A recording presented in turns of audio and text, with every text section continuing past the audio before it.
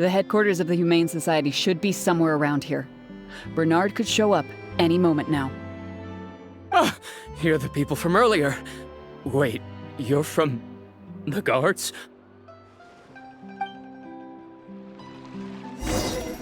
After him! We can't let him get away!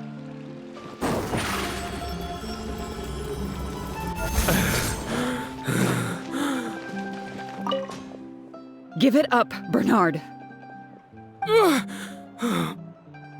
Mercy, have mercy. I'll talk. I'll tell you everything I know.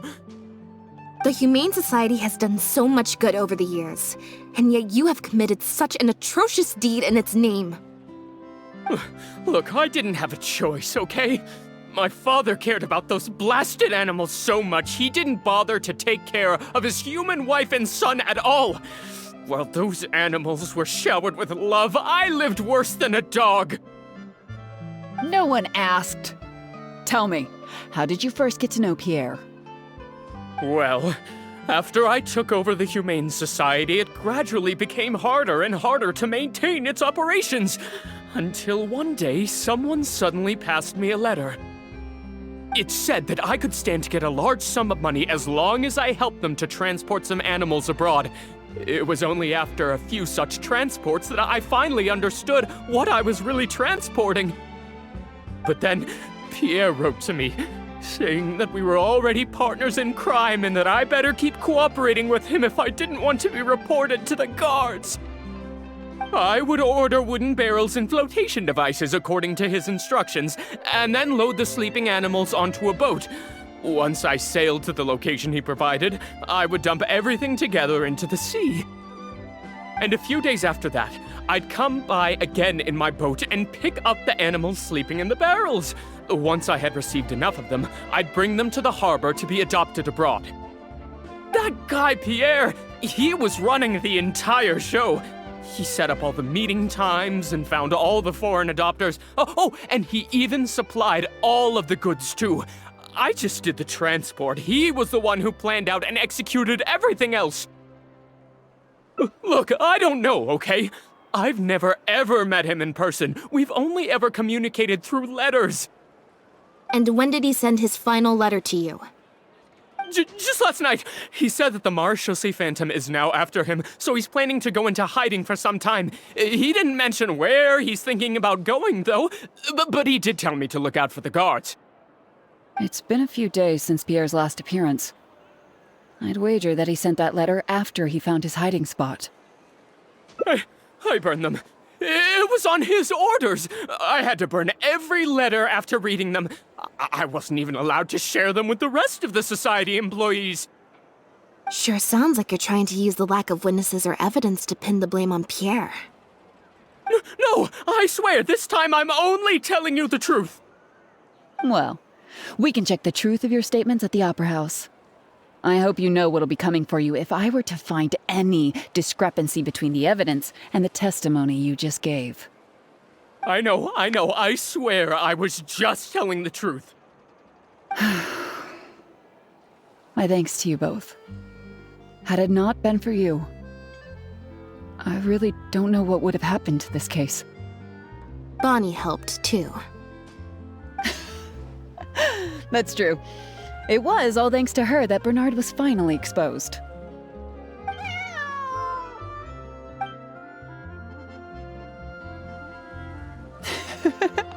And it looks like she's grown quite fond of you two as well. Then I'll leave you be. Just let me know if you find any other new leads.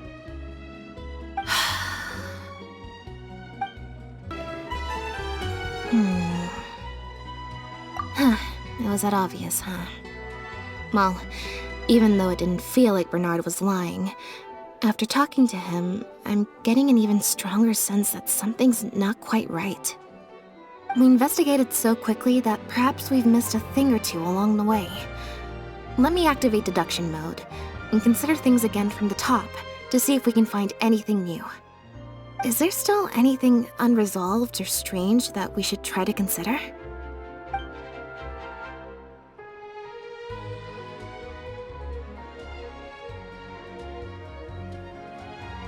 the Marechaussee Phantom found Bonnie and the Lefebvre pendant at Pierre's residence.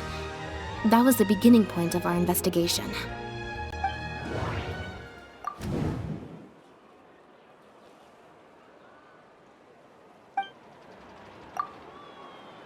Why would he leave such an obvious trail for us to follow when he took so much care to not leave any traces of imitation synth in his home?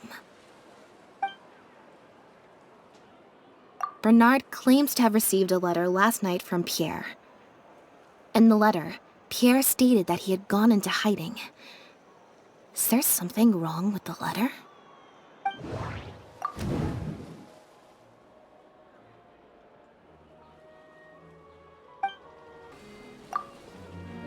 If Bonnie had imitation synth in her body, then she was a liability that had to be recovered at all costs.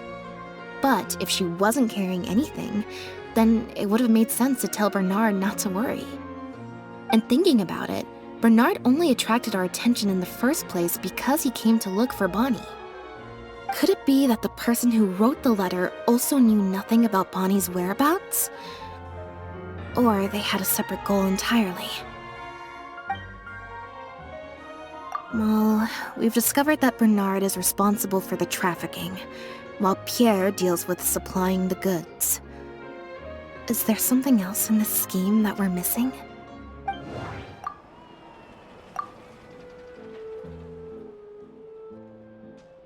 There's no need to rush. Let's see if we can find any other suspicious points about this case. Now behave, and follow me to the interrogation room. Ow! That hurt. Ow!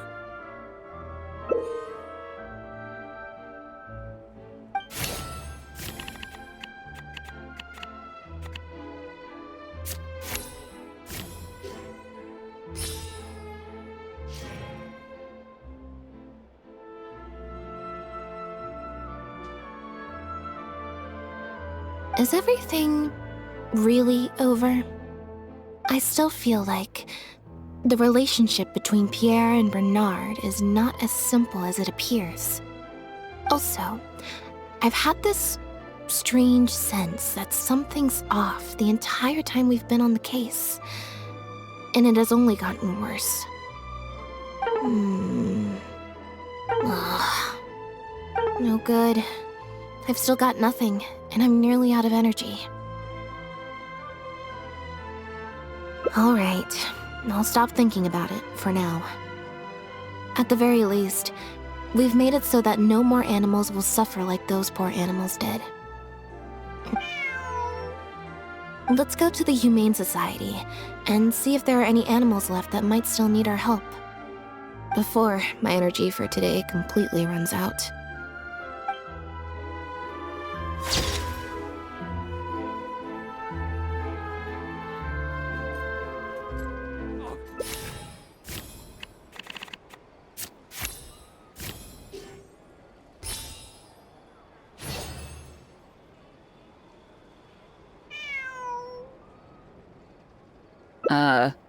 Is there something else you need from me, Traveler? Huh? I see. It all makes sense now. Hey, what are you talking about? Look, even our confessed criminal here has no idea what you're saying. Because he has been kept in the dark all along. And I assume it's the same with Pierre.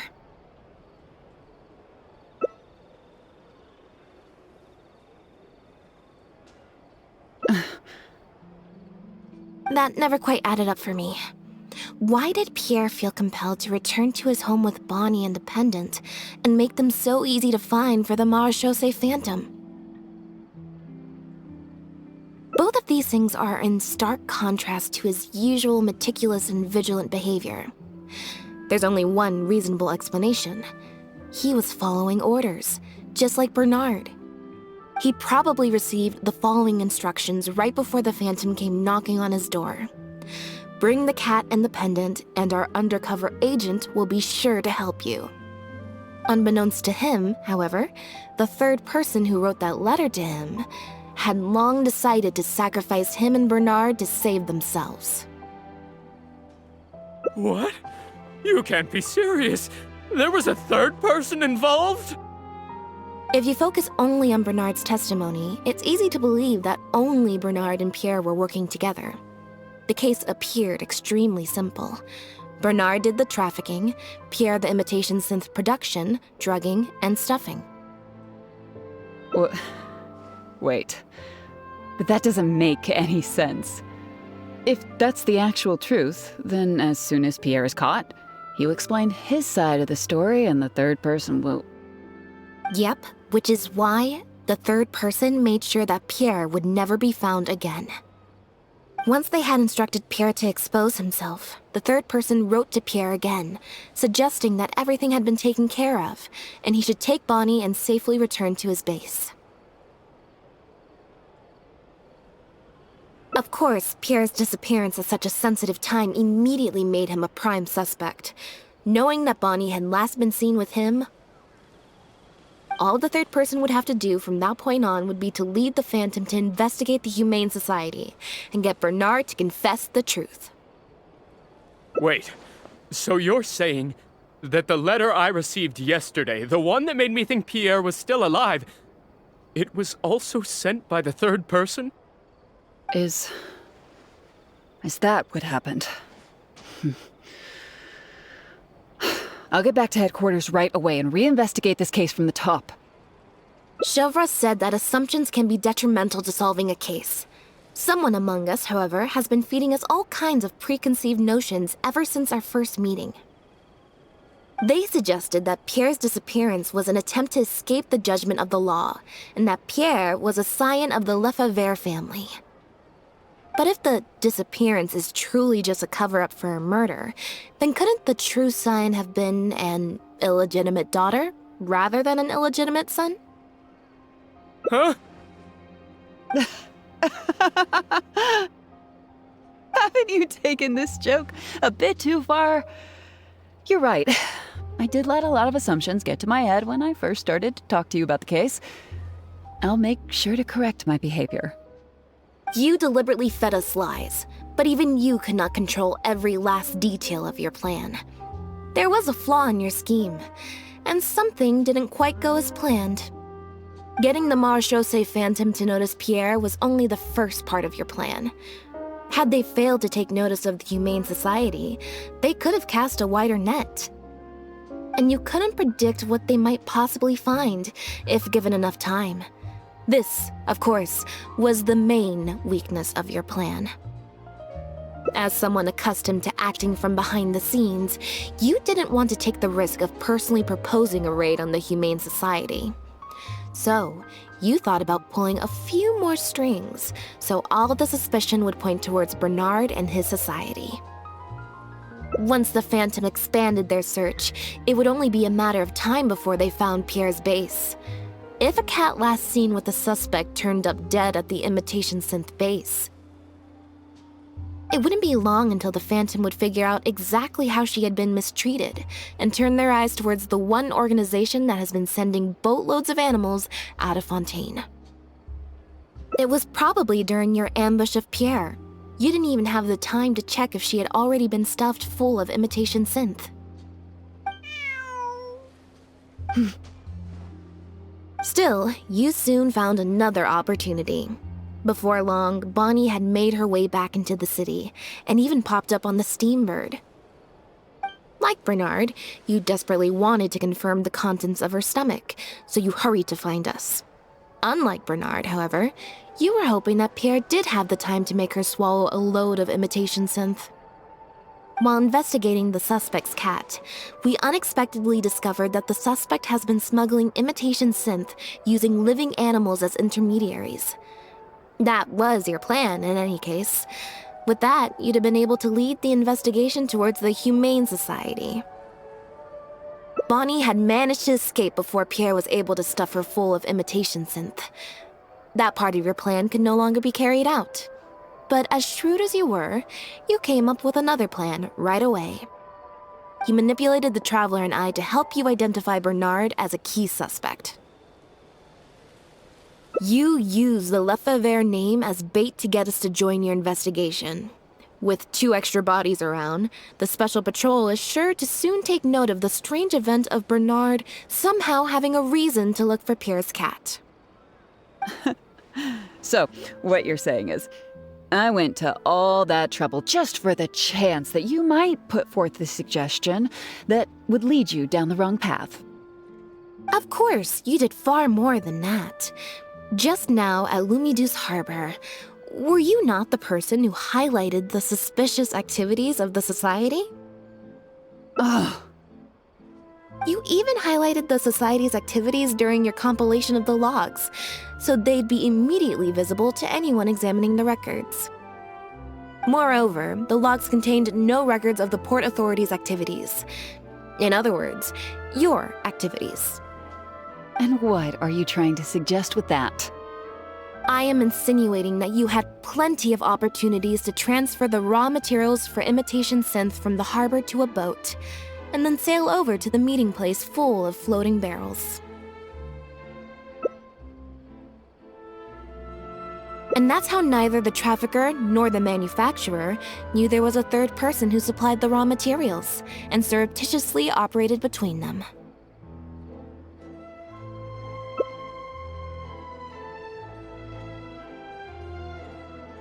Pierre manufactured imitation synth using the raw materials you provided, stuffed the animals, and placed the animals back into the barrels. Having received the green light from you as Pierre, Bernard then retrieved his animals and shipped them out of Fontaine once he had received enough for a full batch.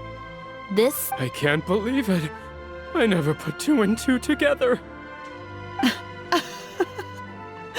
You've sure got an extremely lively imagination.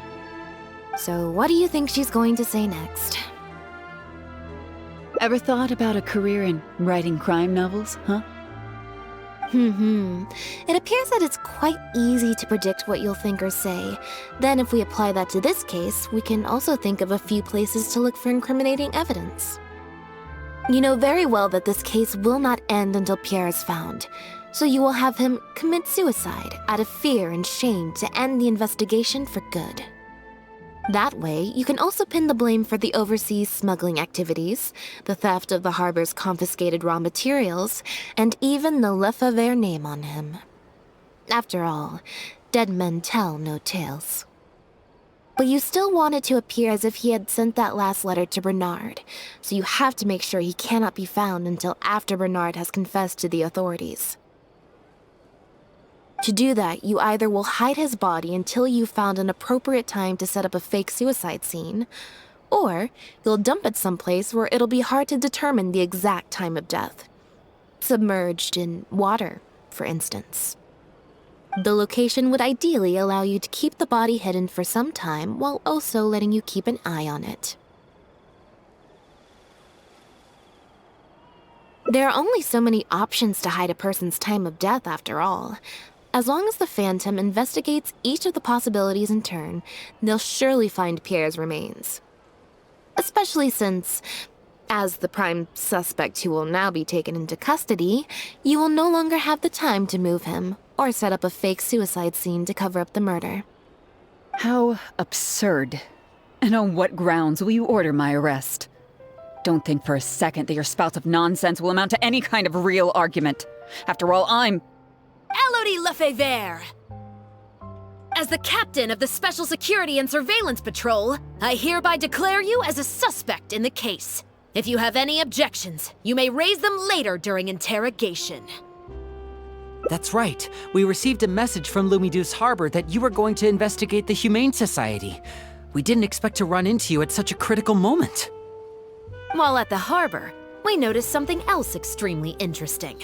Apparently, you often used all kinds of excuses to swap your shifts.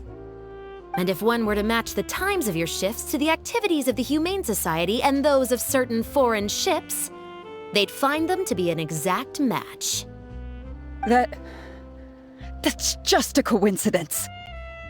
Yes, I'm sure you have already thought of a dozen different ways to explain away the suspicious activities, but as far as evidence goes, that should be enough to warrant taking you into custody. Don't worry. If it turns out that the guards are still unable to find any evidence after all this, Lynette and I will do everything in our power to clear your name. Although judging by her reaction, I assume no follow-up from us will be needed. The Lefevres were infamous for using disguise and infiltration to achieve their goals. Who would have thought that they would have planted someone within the guards? Judging from the timeline, they likely arranged for you to enter the guards before the fall of the clan. But they probably didn't expect you to turn it to your advantage and use your job to save yourself during the purge. Not only that, but you actively participated in the interrogation, arrest, and judgment of the Lefevres during their fall, thus clearing yourself of suspicion. You brutally and cruelly abandoned your allies as soon as they outlived their usefulness, just like a lizard cutting off its own tail in order to live. You've been doing this for years. So you played me like a fool after all? Ah!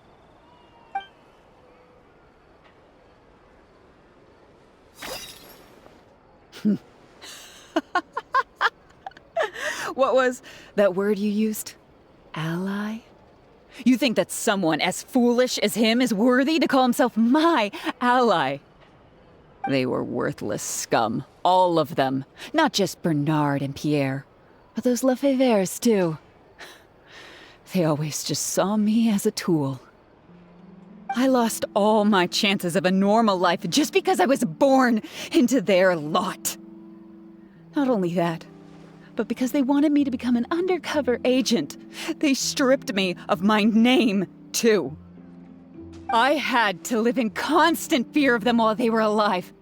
And even once they were gone, I had to continue to bury my heritage and my name, always worrying that their enemies would come knocking at the door. Do you know anything about what I've been through over all these years? My life as the last Lefevre?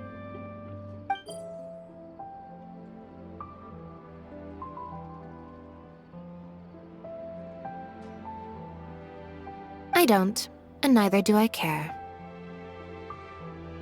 Are you for real? Aren't you a Lefevre victim too?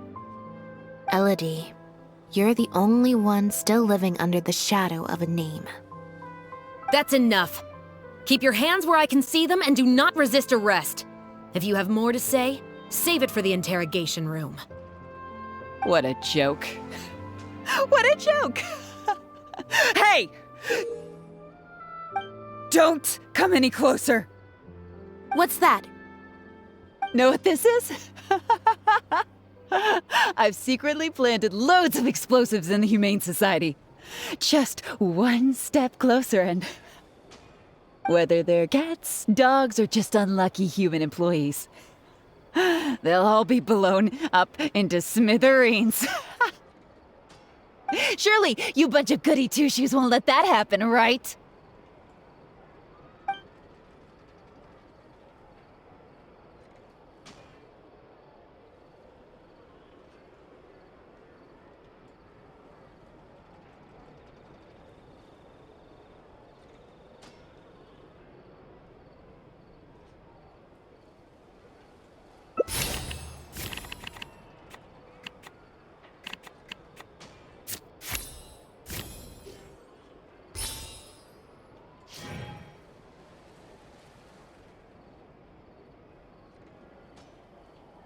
That's enough! I have nothing left to say to any of you! Gardamex, get him! Not good. She's trying to escape. We need to end this fight as soon as possible. Denied.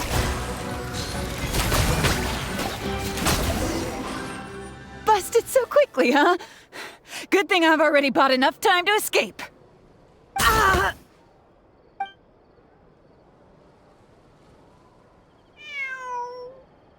Phew.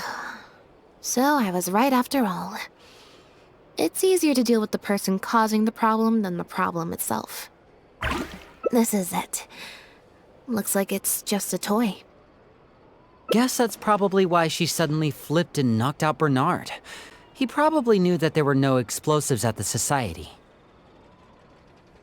Well, given that she never even showed her face to Bernard and Pierre, I had my doubts that she'd have gone to the society in person to plant explosives. Thank you for your help, everyone. I'll take them back for thorough questioning and find someone better to take over the Humane Society. I might need a few statements from everybody. Would you be able to come with me? If statements are all you need, can Linny provide them on my behalf? I still need to go back and explain some things to the crew. I also had an appointment with the Traveler before we got interrupted.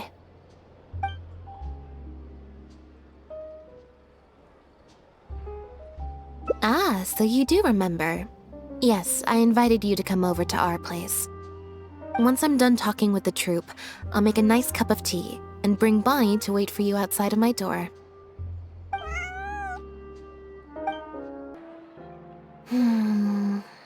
Black tea and a cute kitty. Truly the best combo for standby mode. Want some?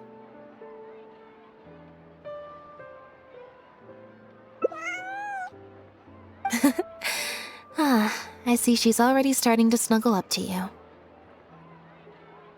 Not at all.